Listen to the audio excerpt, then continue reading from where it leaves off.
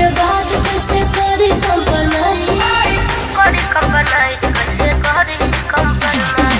ससुरा में आके बात बोले ना जाई, शादी के बाद कैसे करी कंपनाई।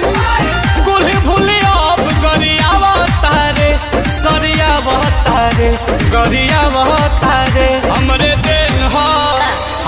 देन हो कि लहिका खेलावा तारे। तो हमरे देन हो कि लहिका खेलावा तारे। तू इन्हें डॉक्टर हुआ।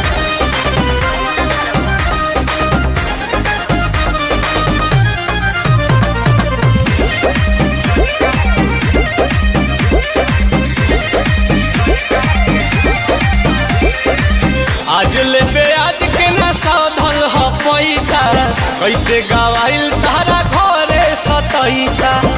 बारे बारे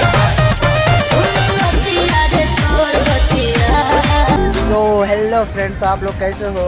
आशा करते हैं आप लोग अच्छे हो। तो मेरा अगर वीडियो अच्छा लगा तो आप लोग लाइक एंड सब्सक्राइब करना ना भूले, और वीडियो ज़्यादा अच्छा लगा तो अपने दोस्तों में शेयर कीजिए और अच्छा कमेंट कीजिए, क्योंकि हम लोग कमेंट देखते हैं, बहुत ही अच्छा लगता है। भाई शर्मा गया बोलने में।